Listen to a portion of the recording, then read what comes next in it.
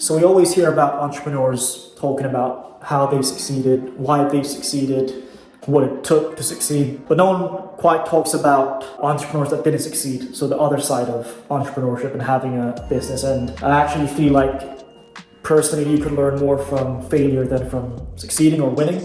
So on that note, I'd like to share 7 things that I've learned from having a failed business. Before we obviously, just a bit of background. I actually have a background in music, so I studied music for about 4 years. I studied guitar, performance, songwriting, and then got into music production after. So yeah, completely different from digital marketing or digital growth marketing in that sense.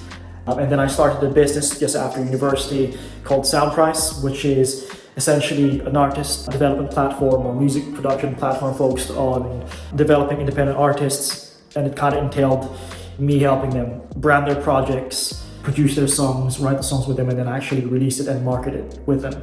Why did my business fail, or at least why did I think it failed? And reason number 1 is great product or service doesn't necessarily equate to great sales or people actually buying the product, right? And I think I've heard this from, I could be wrong, it could be from Steve Jobs. He said, it's not the greatest product that wins, it's the best communicated product that wins in the market. So that's number 1. Reason number 2, being a solopreneur or a one-man business wasn't sustainable or viable, especially at that time when I was just after university.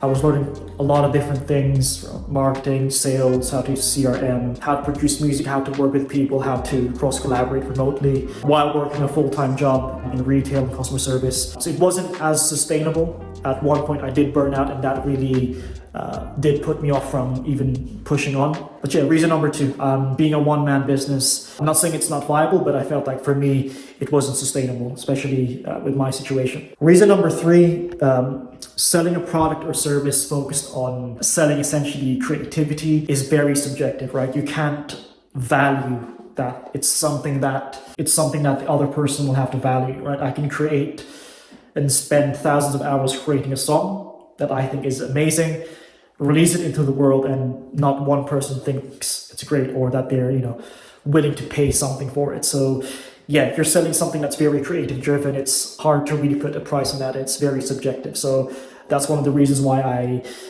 thought it failed, because it's dictated by the market, essentially. The value of the product is dictated by the market, not me. All right, reason number 4. Passion doesn't equate to success. There's a lot of hype around passion. Follow your passion, chase your dreams, do what you love. I think that's, I wouldn't say bad advice, but I feel like it's an advice that should always have a caveat, right? Because if I love sleeping, I know that's an extreme example. If I love sleeping, taking naps, I can't really make money off that, right? The point is, I think follow your passion to learn skill sets, but don't follow your passion to succeed. And we can probably do another video on that itself. But yeah, I feel like just because I was passionate about making music, writing songs, producing music, doesn't necessarily mean that, again, you can monetize it, right? There's also aspects of having the right artist with you, having the right connections and timing. So there's all these other external things that is not in your control, essentially. So again, yeah, reason number 4, passion doesn't equate to success. Reason number 5, market saturation. So market saturation is, a lot of people don't really talk about it, but essentially market saturation is when what you're selling has loads of other competitors that have maybe a similar product or proposition as you are. And I feel like with me at that time, there were loads of different agencies or artist development companies, music producers within my area, and my messaging was too broad. Even though at one point I did niche down to just working with independent artists, I feel like that was still broad enough that if you're an independent artist, you might not necessarily connect immediately. So that's a bit of friction. So the lesson there is, just make sure that you're niching down and you're really speaking with a specific person in mind or a specific cohort of audience, or marketers call it target demographic. So there was market saturation and I didn't niche down enough. That's reason number 5. Reason number 6, which is a powerful point here, is subconsciously I didn't believe I could do it. I feel like I had a lot of ego going into it.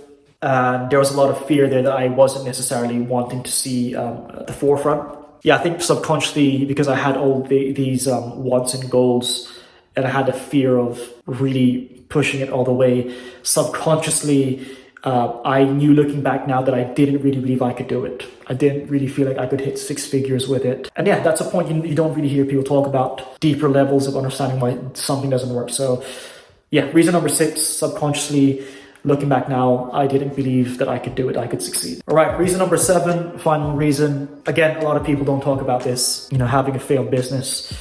I just wasn't ready for it. I was 23, 24, and there was a lot of components that wasn't quite ready, whether that's me understanding basics of accounting, understanding the basics of selling to people, systemizing all these different tools.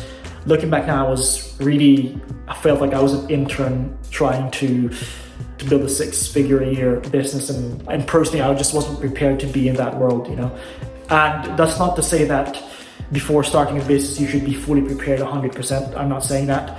What I'm saying is at the time, I had every part of my life, whether that's finances, relationships, my battle as an artist, musician myself, there was all these different things that was taking away from the business as well. So yeah, reason number 7 why my business failed, why Soundprise failed, was I just wasn't ready. I wasn't ready for it at the time. That's not to say that I'm not ready now or I'm not ready in the future, but at the time, the reason why I let it go, I just wasn't ready. But to make this video encapsulate a positive message and a really important action is, failure isn't a bad thing. When something fails, it's not a negative thing. It's a positive thing, because failure is really just information. It's just more information. So the things that I've learned from Soundprise and pursuing that project taught me so much. So much that I can't even emphasize how many things that I've learned, that I've acquired, the people I've met. And yeah, failure is just more information. The more you fail, the more information you get, and the more information you get, potentially the more action you can deploy. And then the final aspect of that cycle is the more action, the more results you get. So that really has taught me a lot of aspects on how to monetize a business. So there's a lot of insights that I've learned from Soundprise that I'm now applying to Proverve, and they're really useful. Yeah, failure is just more information. So the whole point of the video is, so if you're working on a business idea, or you're thinking about starting a business, or you're already working in one, think of it as a journey of learning more information, and don't be afraid of failure. Your business will likely evolve, you will evolve over time, and that's the end of the video. Thanks for watching. Peace and love, always.